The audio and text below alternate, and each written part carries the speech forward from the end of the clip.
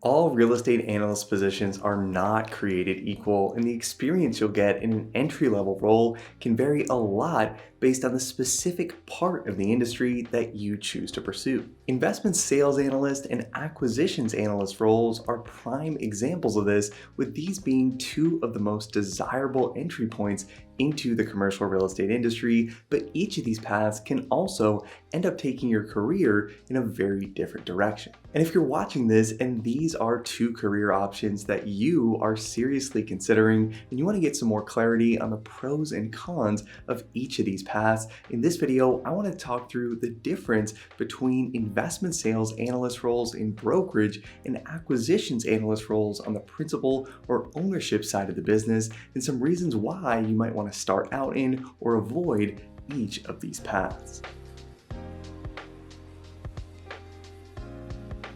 So let's start this out by talking about work hours first, since this is usually one of the first questions people have when planning out their careers. For analysts working in institutional investment sales within a high-producing brokerage team, you can expect to have some of the longest hours in the industry, especially if you're working in a major gateway market like New York, San Francisco, or Los Angeles. Even in smaller secondary markets like Seattle, Miami, or San Diego, you'll still usually be working about 1 to 2 hours later than your peers in acquisitions on a daily basis, and even though deal flow does tend to be slightly slower in these markets, you'll still have times when you'll be in the office until midnight or later finishing up a project. Similar to investment banking roles, in investment sales, you're on the sell side of the business, which means that your work schedule can be extremely erratic based on client or manager demands and can often include projects and deadlines that feel unreasonable, unrealistic, or even completely unnecessary altogether.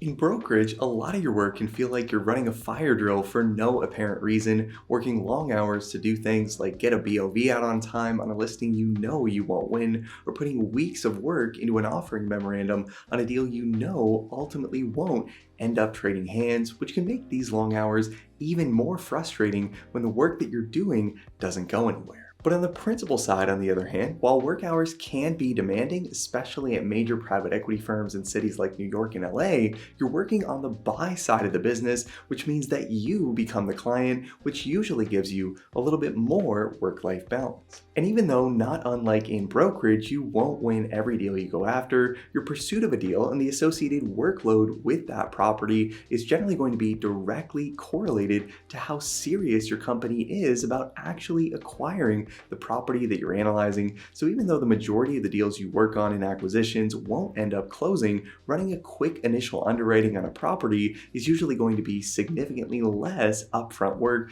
than pitching a potential client to win a property listing. Now, obviously, work hours can vary a lot from company to company, but if you're looking for some general guidelines and rules of thumb to think about between these two parts of the industry, this has been my experience and what I've seen in most cases. Now, if you have to work long hours, most people want to get paid for those hours that they work, and with that, the next subject I want to cover here is pay and how pay levels and structures differ between these two disciplines. Investment sales analysts working on high-producing teams in major gateway markets are some of the highest paid young professionals in the entire commercial real estate industry, so while the hours can be long and the workload can be demanding, at the end of the day, you're usually going to get paid in relation to that effort. Brokerage is also a great part of the business to start out in if you like the idea of pay for performance with compensation structures that are often heavily determined by the amount of deal volume your team wins and closes, meaning that your work quality and your ability to sell a deal on paper can make a material difference in how much money you earn. Many brokerage teams are also set up with analyst pools where the producers in the office will voluntarily pick an analyst to work on specific deals, meaning that if you're good at what you do, a lot of business will likely come your way, and you're very likely going to get paid in relation to your skill level. Now, base salaries are usually lower in brokerage than they are on the principal side for analyst roles, but if you're making something like $3,000 to $5,000 for every deal closed on top of that base pay, and your team is closing 20 to 25 deals per year, this amount can add up really quickly and can make your all-in compensation significantly higher. Analyst roles on the principal side and acquisitions, on the other hand, do also often pay well, but you'll usually see a much lower income ceiling than you would in brokerage and a much less direct correlation between the number of deals closed and your total take-home pay. Acquisitions roles are usually structured with a relatively high base salary and then a bonus percentage on top of that that's usually somewhere between about 20 to 30% of that base pay, but how much of that bonus you receive is usually going to be based on the acquisition volume of the entire company as a whole. This makes acquisitions analyst roles sometimes feel much less like you're being paid based on how well you can perform, especially if you're working at a company that's only doing about 2 to 4 deals per year. And while a higher base salary can be a good thing during slow times, this can also be frustrating if you're entrepreneurial by nature and want to be paid based on the output you produce. And then finally, the last subject I want to cover here that's top of mind for a lot of new entrants into the business who don't know for sure exactly what they want to be doing in their careers long term is the exit opportunities that each of these paths provide. Both acquisitions analyst and investment sales analyst roles can open up a lot of doors for you in your career after spending just 2 to 3 years in each, but where you want to end up in the industry long term needs to factor into your decision regarding where you start out. Exit opportunities for acquisitions analysts usually boil down to more senior level deal sourcing focused positions, whether that's an associate title within a larger firm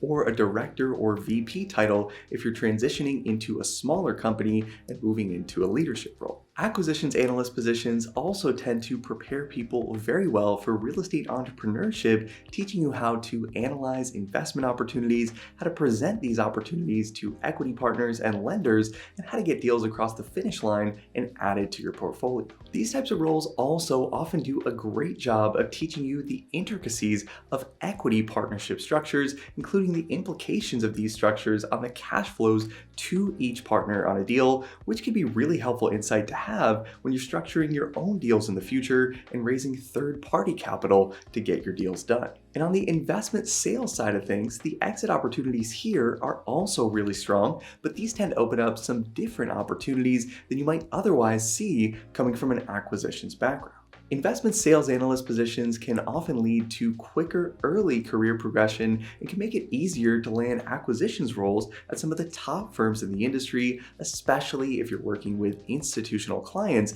and seeing a lot of transaction volume in the first few years of your career, since these things will allow you to build relationships with major private equity firms that can make your transition onto the principal side of the industry relatively simple after a few years in brokerage. And because of that transaction volume you'll have under your belt at that point and the trust that you've built with your clients over the last 2 to 3 years, this will also often allow you to come in at a higher level than you would have otherwise by just working in acquisitions for one specific firm and doing fewer deals. Brokerage is also unique because it offers 2 distinct exit opportunities, and if you don't want to move on to the principal side of the industry after your time as an analyst and you want to stay in brokerage and move into production, you'll be fully set up to do that, having seen how senior members of the firm win business and maintain relationships, and having built your own track record of successful transactions which you can then present to potential clients in the future. If you're coming from acquisitions and you suddenly decide that you want to be a broker after 2 to 3 years as an analyst, in almost all cases,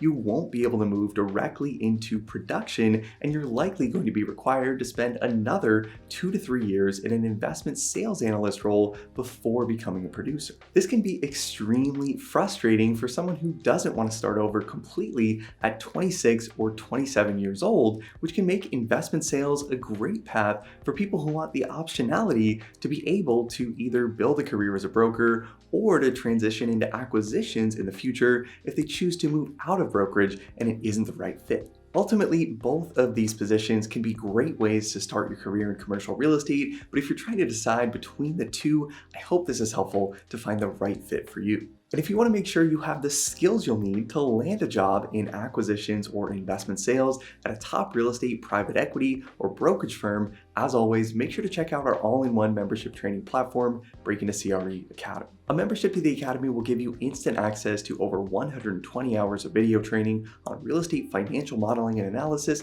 You get access to hundreds of practice Excel interview exam questions, sample acquisition case studies, and you'll also get access to the Breaking the CRE Analyst Certification Exam, which covers topics like real estate pro forma and development modeling, commercial real estate lease modeling, equity waterfall modeling, and many other real estate financial analysis concepts that will help you prove to employers that you have what it takes to tackle the responsibilities of an analyst or associate at a top real estate firm. And if you like this video and want to see more content on this channel like this on different industry disciplines, make sure to hit the like button to let me know, and let me know in the comments if you're more interested in acquisitions or investment sales and why that's the case. As always, thanks so much for watching, guys. I hope you found this helpful. Subscribe to the channel if you haven't already to see more videos like this every single week, and I'll see you in the next video.